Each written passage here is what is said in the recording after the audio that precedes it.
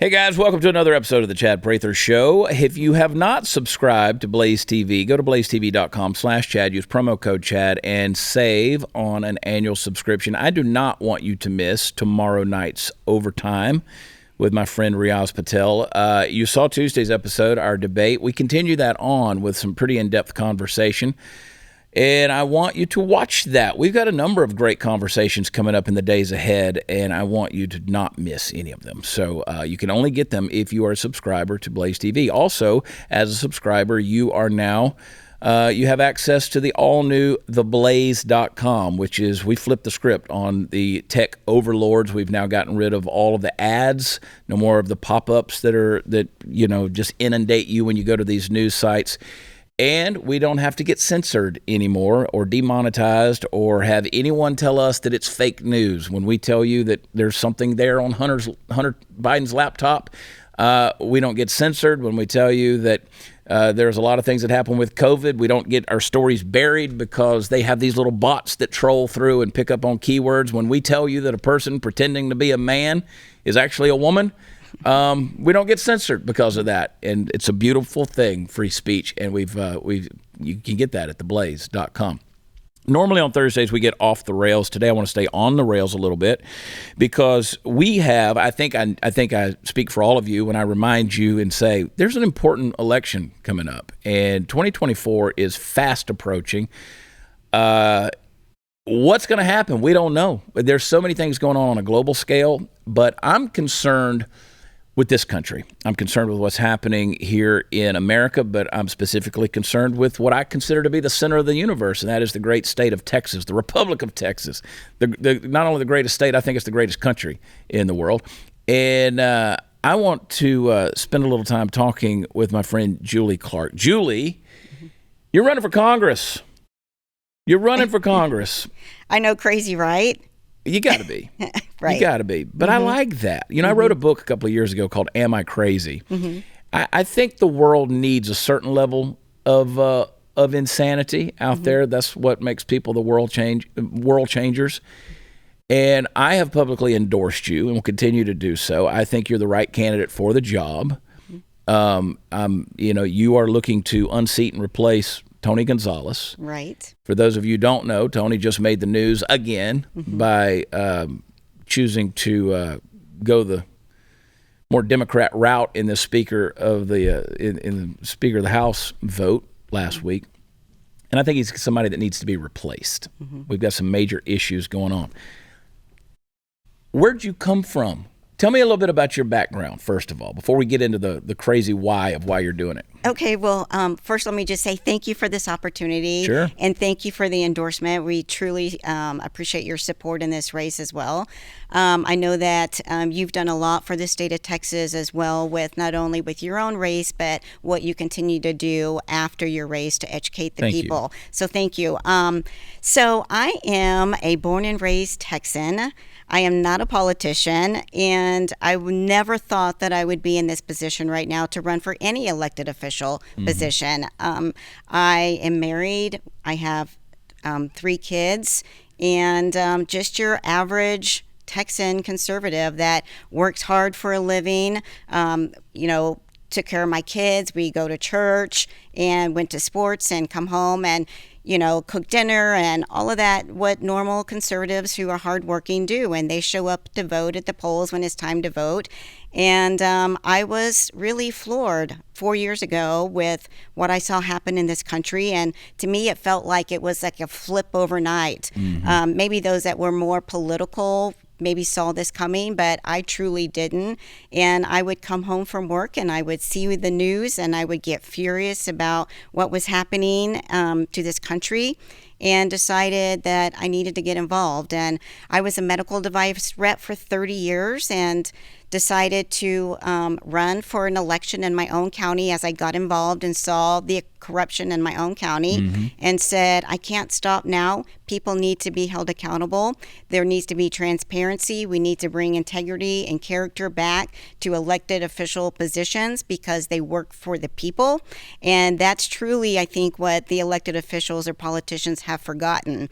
And I think it's time for those who are patriots that are willing to stand up and fight, need to bring bring this back to the people, and that's why I'm in this fight. Well, you said something, it's a mouthful when you say it, and I think it goes in one ear and out the other with a lot of people who hear it, and you said, I'm not a politician. Mm-hmm. I'm sick of politicians. Mm-hmm. And when you say that, what does that mean to you when you say I'm not a politician? Well, I think it means a lot of different things, and maybe it means something different to other people. I love this country. I love our Constitution. Mm-hmm. I love our freedoms. And so if you want to kind of put the three things around what I stand for, and that's faith, family, and freedoms. And that's why I'm in this race, and that's why I will continue to fight. I'm not bought and paid for by anybody because I represent the people. And I think that's really what separates patriots over politicians. And I always say that. Support patriots over politicians if we want to take this country back.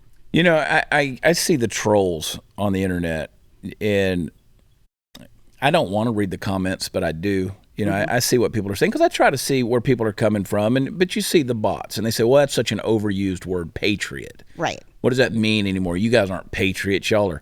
Mm-hmm. They lump us into this one big crowd. If you dare to be conservative or have a conservative value, well, you're just one of these MAGA insurrectionists, right? Right. Again, with them, they don't care. There's no delineation. It's just all they're lumped y'all. They villainized all of us. Right.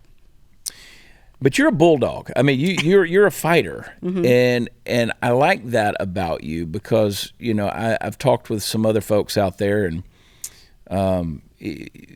people are like, you know, well, Chad, why don't you endorse me? Why not? And I was like, well, I don't know that my endorsement carries that much weight. I just know that some of these people, every time I turn around, they're running for something else. Mm-hmm.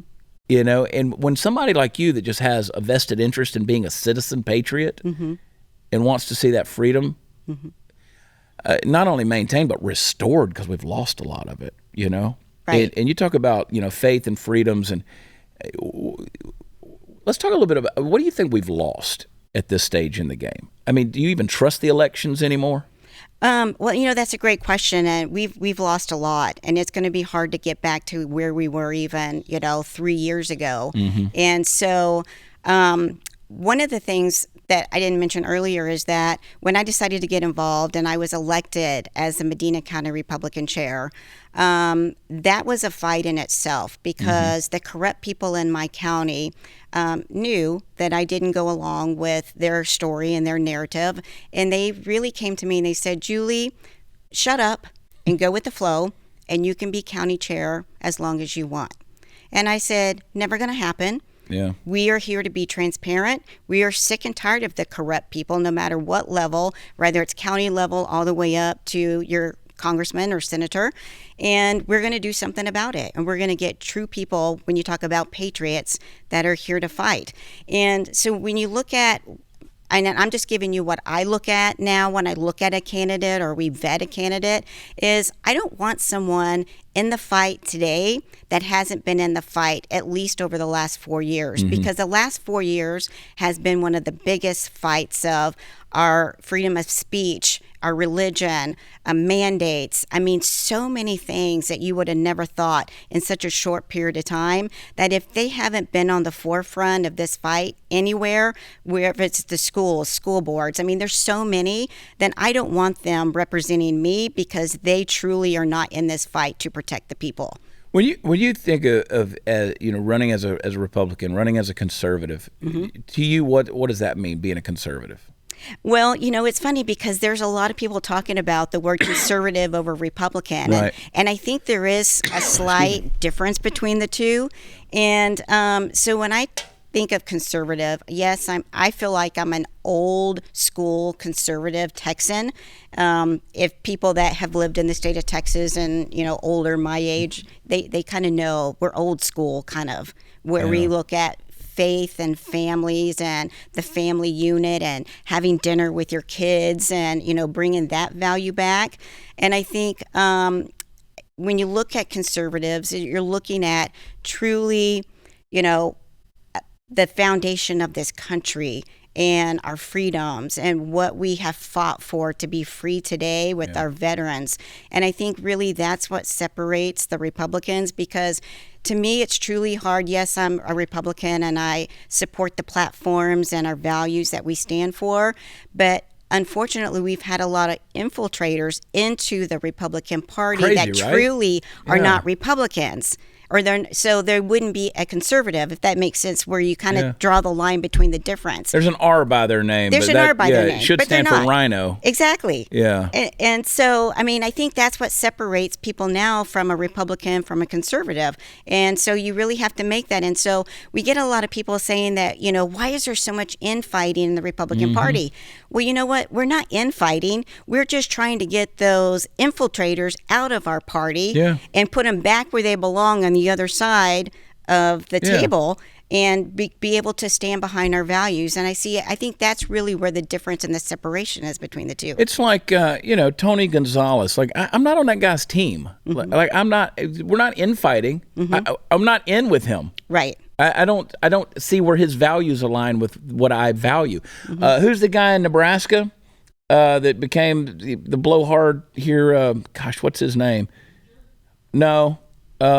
Anyway, representative from Nebraska. He was the one who came out and said, "I'm immovable. I'm not going to vote on this thing." Bacon. Yeah, Bacon. Don Bacon. Yep. I'm not on the same team with that guy. No. I mean, he's out for himself. He is.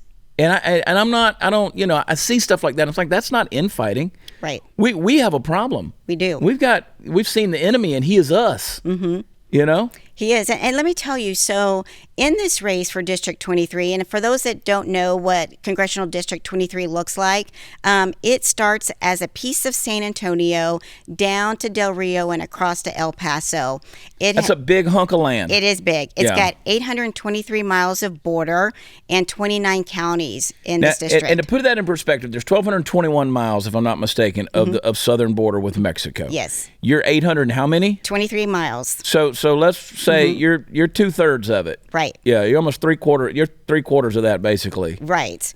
And I am the only candidate in this race that has been elected by the people and did exactly what I was elected to do. And I know earlier when you asked a question, I didn't answer you about our elections and our school board and all of that. And so when I ran for county chair, I honestly had never worked an election in my life. I didn't even know truly election laws.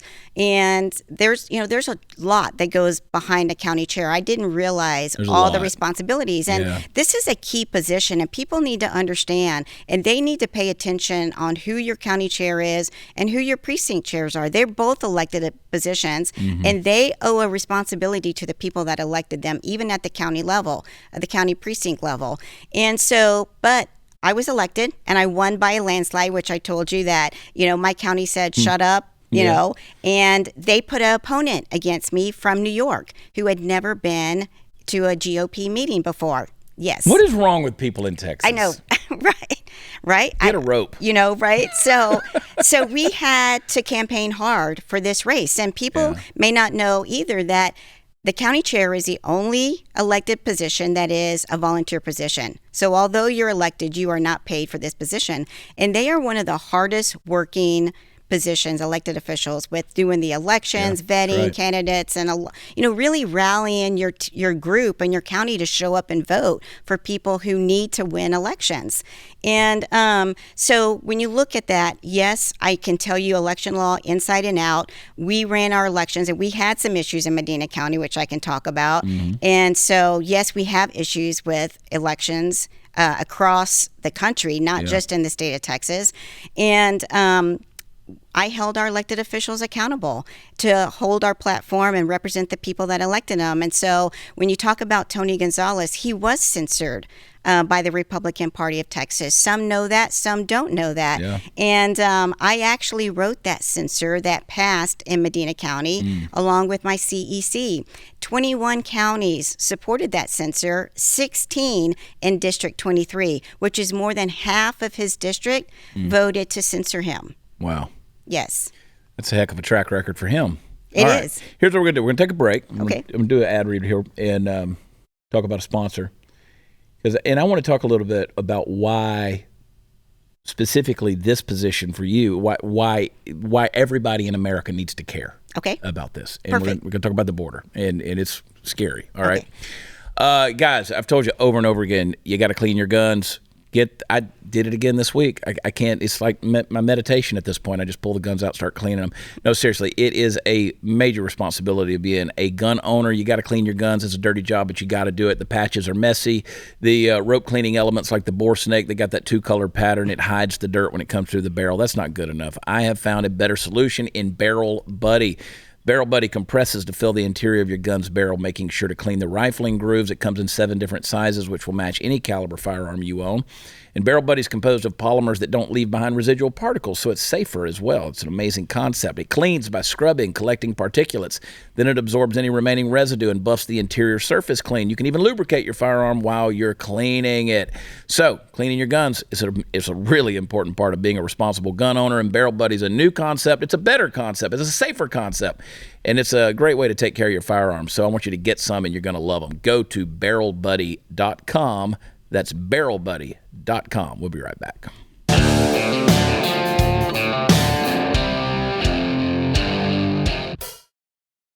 All right. We're sitting here with Julie Clark. Julie is running. You're running for Congress. Running, yes. You know the thing that frustrates me? It frustrated me when I was running for governor here in the primary election in Texas, is how many people are so passionate about politics and they don't understand the primary process. Right. I mean, you're a Republican. Mm-hmm. You're trying to unseat a Republican. Right. You got to go through a primary process. You do. And people don't show up for that. They don't. And they don't know they have to show up for that. Mm-hmm. I have people that will still see me to this day. They'll come to a live show or whatever, and they'll say, why weren't you on the ballot? I thought you were running for governor. It's like, you didn't show up and vote in the primary. Right. Yeah. I was there. And they're like, well, we didn't see you on the ballot. Well, you immediately just told me you didn't vote in the primary. Right. You know? So I say all that to tell people, register to vote, do it, take somebody with you to the polling place. Make sure people know to vote in the primary. 800, how many miles on the border? 823 miles of border in this district. It's a long walk. It's the largest largest border district of the United States. Yeah. Yes. We know now, I mean, just ask Mayor Eric Adams in New York City how much it matters with this open border. It's not even porous, it's open. Right. Ask him, ask Chicago, ask all of these major, quote, sanctuary cities. Denver, who is now handing out pamphlets at the border saying, don't go to Denver. No, you wanted to be a sanctuary city. Right. Send them wherever these people wanted them. We're all feeling the effects of that. How bad is it where you live? Well, I live an hour and a half from the border. And, I think everybody knows that every county in the state of Texas is a border county, but I mean, obviously they're coming through, everybody's coming through our counties versus every other county in this state of Texas. Yeah. But, yes, we've got a major issue, and we've got a lot of issues across the board with the administration. Mayorkas, our congressman, who has done everything outside of securing the border. And that was part of the reason he was censored. He was censored because he's voted against a wall. He's voted for every bill against securing the state of Texas in our borders. He has voted to take our guns away. He has voted for more processing center, and that's just a start. He's also voted for January 6th. I mean, if you're interested in reading the censure that passed on Tony Gonzales, you can reach out to us. It's a public document. You need to read it. He was the only Republican in the United States to vote against the Kevin McCarthy, when he was running for speaker, rules changes. And so we continue to have bad representation, but where this affects everybody, and this seat affects everyone, is because we have such a large border area. Yeah. And so everyone in the country should be worried about who is in this seat in District 23 because it affects them.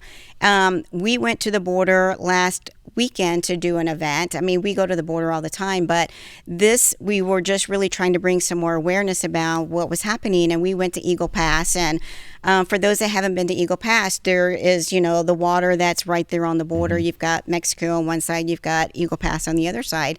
And it was probably about 10 a.m. in the morning. And by the time we got there was already a whole row of young military-age men that were sitting on this side of the barbed wire waiting to be let into this country. Yeah. And when Border Patrol showed up and DPS, they saw that we were filming, so they decided they were actually going to cut the barbed wire to let them across, and decided to just slightly go down the border out of sight, but they didn't realize that they were still inside of the camera.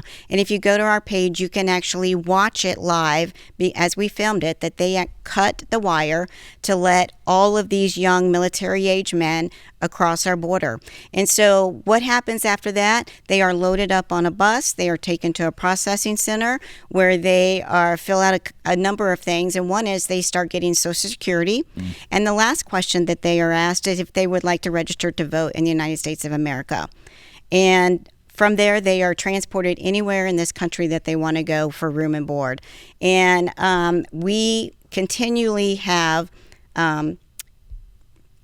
high-speed chases. We've got trafficking, child trafficking. Everyone that comes across the border is paid by the cartel. They owe a debt to the cartel. So don't think that they are just happily coming across this border into this country. They now have a target on their head where they owe. And they are going to have to find some means to pay back the cartel. I mean, the cartel now are military grade weapons that they use. Yeah. So right now, we just can't send DPS down there. We just can't use Border Patrol. We are past that point now. If we're going to protect this country, we need to deploy our military down there. There's a lot of different things that we need to do. I truly believe we need to shut down the NGOs and our processing center and put our Border Patrol back where they belong, and that's on the border protecting this country. Yeah, the head of Border Patrol said that in the first 2 weeks of fiscal year 2024, which of course is the first 2 weeks of October, 18,500 gotaways. That's just in 2 weeks. Yeah. We've got in the last 20 years 453,000 Iranians and Iraqis in this country. We've had it depends on whose estimates you look at least 3.2 million border encounters in the last 2 years. Right. Since Biden was in office for sure. And yeah, I mean, it just keeps getting worse and worse. The hits keep on coming. I mean, Mexicans are not the majority that are coming across the border anymore. No. And I will tell you, Joe Frank Martinez, a sheriff down there in Del Rio, he's told me, he's like, listen, I didn't vote for Donald Trump, but he had this thing under control. There's no doubt about it. The right legislator in the right place, such as yourself, with the power to do something, can turn the tide on this. And I think so, too. I mean, it's not difficult to secure our border. We just need to get the people behind it to make it happen. Again, Tony Gonzales does not support impeaching anyone in the Biden administration, along with Mayorkas as well. And obviously, Mayorkas needs to go because he's not doing the job that he's in there, but nobody in the Biden administration is doing their job. So, I mean, we continue to have a lot of issues on the border with our high-speed chases. We've got, the drug. We've got fentanyl issues. Over the last year, from 2022 to 2023, there were over 100,000 fentanyl deaths. And people don't realize that these people who are dying from fentanyl, it does not take much to make that happen. And people need to be educated. We need to make sure that we get this drug off of the street, and it's killing young innocent people that, this goes back to the Biden administration, and they're the ones who are responsible for these deaths. Oh, come on. It's not Joe's fault. Right. It's not Washington D.C. It's not Austin, Texas. Hey, listen, Texas is in a lot of trouble in a lot of ways. It is, yes. We're you talked earlier about the old school conservative values. That's really the only thing. That's our lifeline. That's the only thing keeping us afloat as a red state, if you even want to call it that anymore. We're deeply purple at this point. We've got a lot of blueberries in the chili, I've always said, with these big cities, and not to mention the illegals that are coming across. a Julie Clark initiative. You get elected, you've got the power to do something about it. What are some of the first things you want to do? Well, obviously, we need to put together some legislation to secure our border. Chip Roy has done a great job with a lot of legislation that he has submitted as well. I talk to his office on a regular basis, and I feel like that we would have a really great working relationship. And it's interesting that he doesn't even have any border territory in his district, but yet he continues to be the leader in submitting border legislation. He does gets it. You know, the last time I talked to Chip, I said, what are we doing next? He said, we're just getting started. Right. And I said, man, I want you to have some help. Yeah. Because he's not getting it from a guy like Tony Gonzales. No, he's not. And, where you really see me in Congress is I would fit in with the Freedom Caucus group. And I truly love what they do for this country. And we need to build that coalition in Washington, D.C. And again, take our Texas values back to Washington, not our Washington values back here to the state of Texas. And so not only do we need to secure the border, but we need to drill. And we need to start being energy efficient again. And that is a big plus and a benefit for the state of Texas as well. We need to get our military back where they belong. We cannot protect this country if we don't have a strong military that actually uses fossil fuel to protect this country. And so, I mean, those are, I think, the highlights of things that need to happen ASAP. But yes, we've got election issues. We're never going to win an election again if we don't take care of what we're experiencing, not only in the 2020 election, but nothing has even changed. Nothing has even changed in the state of Texas. I mean, yes, it was a felony, and then it wasn't a felony, and now it's a felony again. I mean, really, where is it all? But the thing is even when I ran the election in Medina County and found out that they don't know election law, they don't follow election laws, it's about educating the people, following through on the election fraud that's already happened. It's interesting. I was doing a call with a big donor out of Houston, and he's well known, and he's very loud and boisterous. I'm not going to say his name just because I don't want to put it out there, but he is working the election fraud from the 2022 election still, the big election fraud that happened. And I said, I got him on the phone, and I didn't know he was doing it, but he brought it to my attention, and he said, the GOP is not involved anymore. The Secretary of State has now left. He says, I spent $4 million of my own money to continue to uncover this election fraud in Harris County. And he said, and I guess that you want me to contribute to your campaign. And I said, you know what? Actually, I've changed my mind, because what you're doing is more beneficial to this state than giving me money. I mean, yes, we want to win, and we feel like we can still win, but, I earned his support because of that, because we shouldn't have private citizens out there fighting the state of Texas election fraud. This is something that the state should be doing, and they should be willing to do to protect the people's votes. Well, I'm proud of what you're doing. I'm thankful that you're doing it. It's a valuable voice. It's a strong voice. And I know your priorities, and that's why I wholeheartedly endorse Julie Clark for Congress. And where can people find you? So we're on social media. You can find us on Facebook, Twitter, Instagram, and it's Julie Clark TX, or Julie Clark candidate for CD 23.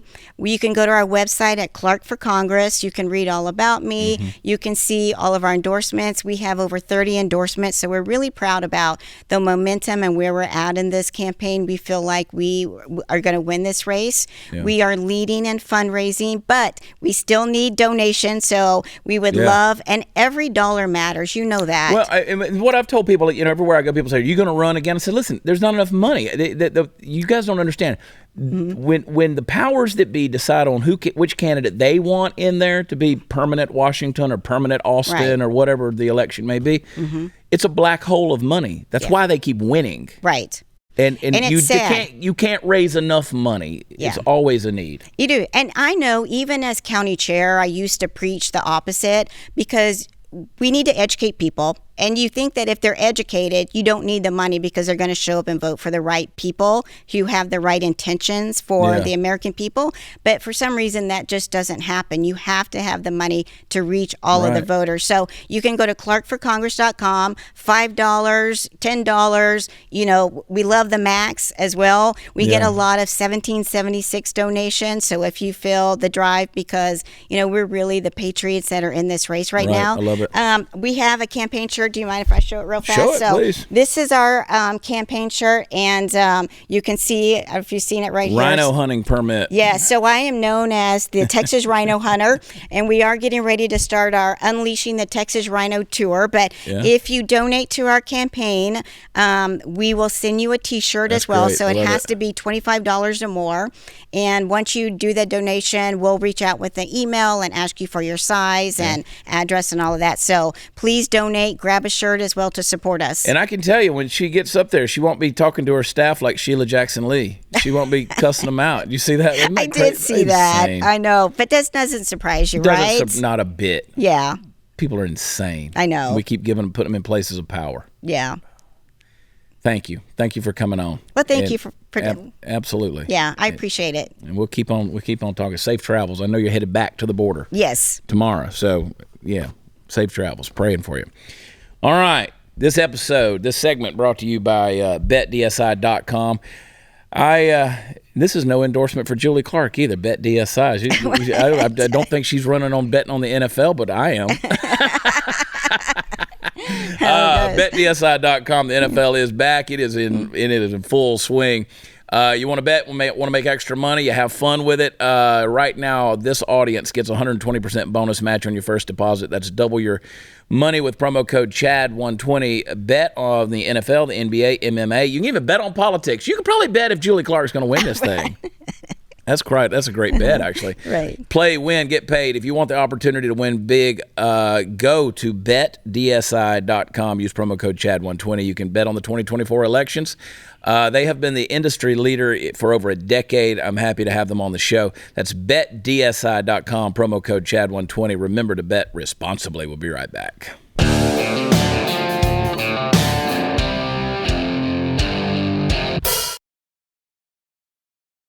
Hey, guys, welcome back. I say welcome back. We're taping this thing all out of place here. You know, we had, thank you, Julie Clark. We taped that on Tuesday. Now we're taping this on Wednesday, and you're watching this on Thursday. So you got all that straight? And to be clear, we got all the ad reads done for the show, right? Yep, we're good. Okay, we're clear. So since this is Wednesday, right now in this moment, we're like going back to the future here. Mike Johnson has won the speakership in Congress, so I have really high hopes for this guy, and I think I think people need to be reminded. And talking to Julie Clark, she's running for Congress, and we look at that, we say, oh man, it's such a broken up, messed up system. But the back and forth and the disagreeing, that's the way it's actually supposed to be. See, we've got this weird idea that everybody's supposed to be one big, unified, same-brained kind of way of thinking, and it's not. That's not what our founding fathers, that's not how they operated. It's not how America's ever operated. The left would have you believe that that's the way everybody's supposed to move lock, stock, and barrel. So that's what they've done, because they've consistently and continually voted for Hakeem Jeffries. Like every one of them just keeps voting for Hakeem Jeffries. Because, again, they circle the wagons. That's what they do. Now, I'm not excusing the GOP. The GOP is in shambles. I think they're one of the biggest problems we have with this country right now. The biggest problem, in my opinion, is that they make these decisions that have cataclysmic results and consequential change, but they don't have anything to follow up on those decisions. So they didn't have a speaker lined up when they got rid of Kevin McCarthy. It's just like when Trump got elected, they didn't have a solution for getting rid of Obamacare, what they were going to replace that void with. They just never seem to have a solution in place, and that's the problem I have. So it puts us in chaos with that whole thing. So congratulations, Speaker of the House Mike Johnson. I'm happy that that's happening. I think he's a good man. I think he's a godly man. I think he's a man of values. I always hesitate to say things like that because you might end up eating your words. But I know he's the guy that called for the arrest of Nancy Pelosi for when she tore up the State of the Union address. believe it or not, her actions are criminal. It's so most people don't realize that, but I appreciate a guy who knows enough and has the wherewithal to say it and push back on some things. But I think he's a person who has the right value system, and so we'll see where that goes.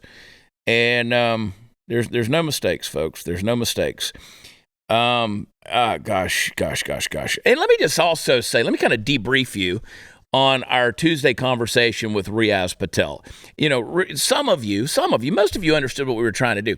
But I want to remind you, just because we have someone on the program, and that's any program, whether it's Glenn Beck or any of the hosts on here, just because we have them on, we don't necessarily agree with their views, and it's not our way of telling you to believe everything that they're trying to say. See, we've gotten into this weird vacuum, like this weird echo chamber of thinking that, oh, I like to watch this show, and the person that's on there, that must be the views that are being expressed by the show as well. It's not. That's what a debate is. We literally had him on in order for us to disagree with one another, but to be able to demonstrate with you how you can have a civil conversation even with somebody that you disagree with. And I think we demonstrated that quite effectively. It was not my goal, and it wasn't his goal for us to come on here and cut each other's throats. That's not productive in any way.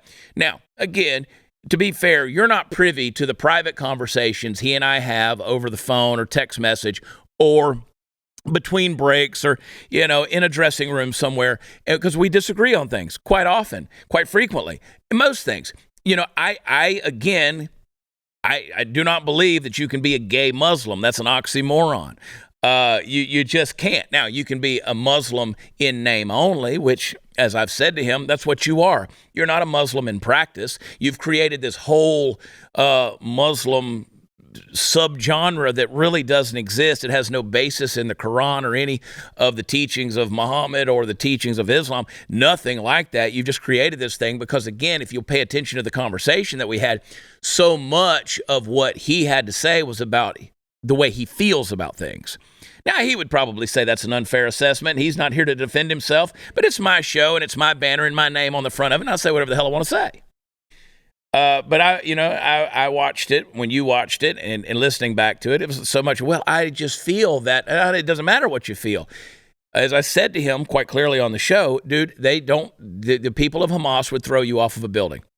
They would kill you immediately.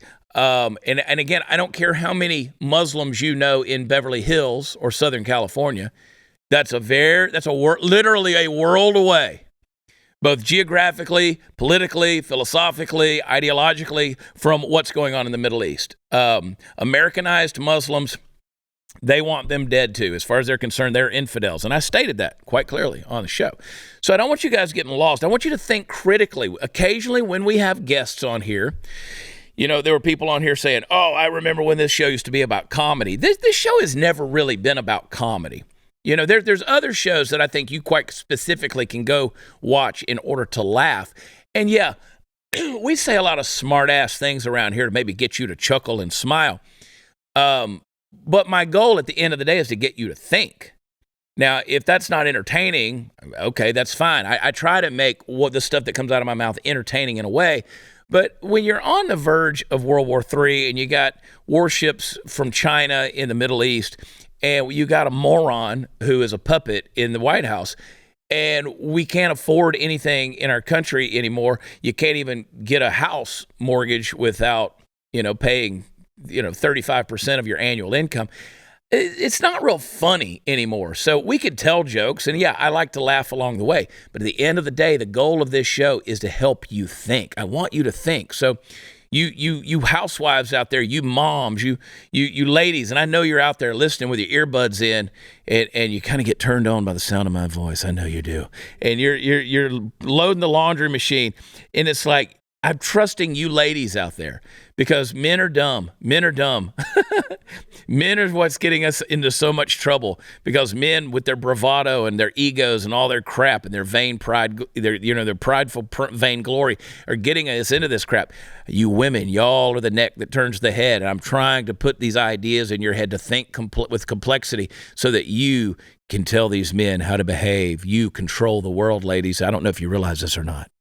But you ladies are the ones that are in control. But you're like the Republican Party. You just can't come together. You can't get together because the craziness that is the female, y'all cut each other's throats. But I want y'all to think. I want you to think critically. If anything out there, I want you to be able to dive into these conversations. Get out of the echo chamber, folks. See, the contradictory nature of so much of, in my opinion, what Riaz was saying was so reminiscent of what you see broadcast from the college campuses and the protests of the streets when they're filming that stuff and they're interviewing these kids, and they have no idea that ideologically the stuff that's coming out of their mouth completely contradicts not only their actions, but what's really going on across the globe. And that's been true forever because we're all kind of dumb. We only know what we know. So I wanted you to hear another perspective. I think we did that. And I want you to tune in to the overtime because we're going to go even deeper. Riaz and me. No, we're not advocating for you being gay just because he's gay. Total mind blow. Some of the comments. And no, guess what? Unlike radical Islamists, I'm not going to throw gay people off the building either. I'm willing to hear what they have to say. That doesn't mean that I'm going to go out and try to find some guy to scissor with, okay? We're not going to rub booties. But, I mean, I don't know. Maybe accidentally, George. Look, the world's going to end soon. We got to keep our options open. You know, man, they might have some button they click. I mean, they just take out all the women. Just, boom, there it is. All of the women become zombies. Bloodthirsty bitches. So it'd sort of be the same. All right, we'll be right back. Hang tight.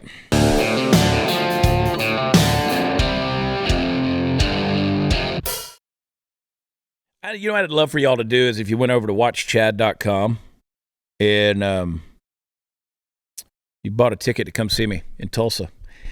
Next Friday night, we're doing the early show. The early show's selling well. The late shows never do well for me. There's just my folks, they don't do 9:30 and 10 o'clock shows. But if you got a wild hair up your ass, come see me and Jesse Payton Friday night, the 10 p.m. show. The late shows are always the most fun because we're just tired and crazy at that point in time. UFC, man, Dana White, the UFC Ultimate Fighters, they have embraced a partnership with Bud Light. You know, I watched a little bit of Dana White's explanation of what he was trying to blah, blah, blah. I'm proud to announce we're back in business together. There are many reasons why I chose to go with Anheuser-Busch and Bud Light, most importantly because I feel we're very aligned when it comes to our core values and what the UFC brand stands for. He said, I look forward to all of the incredible things we will do in the years ahead. Let me interpret that for you. Dana can get Bud Light for 25 cents a beer, and he can sell it at his events for 15 to $20 a beer. So, yes, they do share the same values. There's many reasons why I chose to go with Anheuser-Busch, quite literally tens of millions of reasons. Sorry. I mean, I made a decision. I'm not about that life. I'm just not about that life. And I don't know. If somebody wants to parade $10-20 million in front of my face, maybe I'll consider it. We'll see. Maybe I can be bought. I don't think I can be. I think I have a proven track record of not being able to be bought. People have accused me of being a grifter, and they never back that up with anything. But I'm like, I've made honest dollars in my life, but it hasn't been by going against my convictions and you know, drinking, selling, advocating, promoting Bud Light. For me, sorry, I can do without you. I've discovered over the last year I can do without you. You think they'll let Dylan Mulvaney be one of the ringside girls? Yeah, let him hold up the posters and just parade around. You know, oh, it's round 3. Yeah, he is a Woman of the Year. I mean, you would think that Dana White would be really quick. Yeah. To toss Dylan up there. Yeah. Dana and Dylan together again. It is going to be fascinating to see them try and spend their way out of the damage they've done to their brand. Well, yeah. You talking about Anheuser-Busch? Yeah. They're trying. They've been trying. You know, they come out with a commercial that's military, you know, all this kind of stuff. And it's like, I'm sorry, guys. And the amazing thing is the blindness, the lack of awareness that they possess, that they don't understand what it was they did wrong. Yeah. And our thing is, it's not because a person was transgender. And it wasn't because of a beer can. You literally sold out an entire customer base by embracing a value that you know expressly that they said, we're against that. We're actually actively fighting against this right now in order to protect our children, the minds and lives of our children.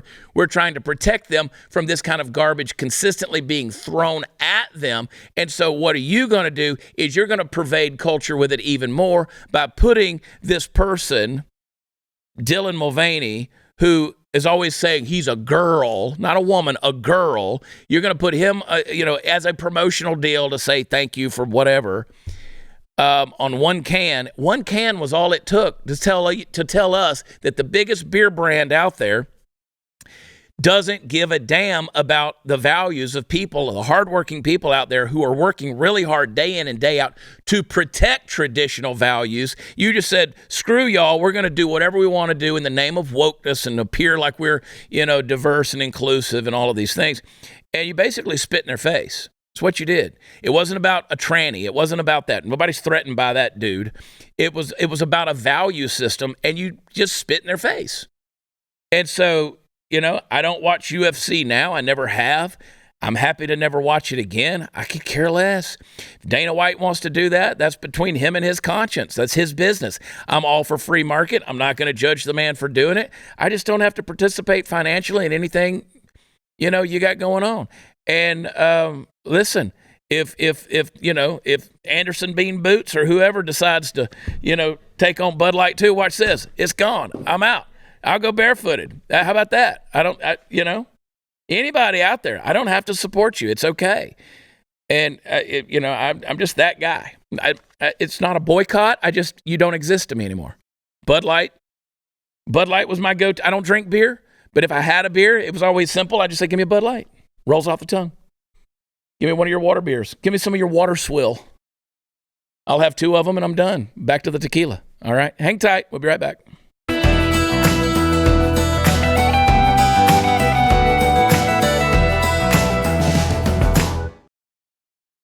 Sarah Gonzales just texted me and she wanted to know if she's got a clip. She wanted to know if she should post it because it makes her look like a bitch. I was like, it doesn't make you look like a bitch. You make you look like a bitch. Sarah's like, does this video make me look like a bitch? I was like, yeah. She goes, is this cute enough to post or do people think I'm a bitch? She goes, I am a bitch. I just don't want people thinking it. She's going to kill me for reading that. I'm going to tell her. I got to tell her that I did it. I love that girl. But no, anyway. This is the kind of fun stuff we do. WatchChad.com for all the fun stuff is. Hey, you know what I haven't told you to do in a long, long time? It's a huge favor to me. Go check out my apparel. I sell T-shirts. And we sell a lot of T-shirts, and I haven't promoted it very much lately. 76forever.com, 76forever.com. Go check out some of the designs over there. And we're always giving stuff away, so go check that out. 76forever.com. And go see what we got. Hats and shirts, tons of them. So go check it out. And I really appreciate you guys. I got some fun stuff coming, man, as we get closer to the end of the year and into the first of the year. November 17th, go pre-save right now. Go pre-save the new release, I'd Be Jolly Too. It's my new Christmas song. Comes out November 17th. You can pre-save it right now. Spotify, Deezer, Apple Music. All right. We love you. God bless you. Overtime tomorrow. We'll see you there. Bye.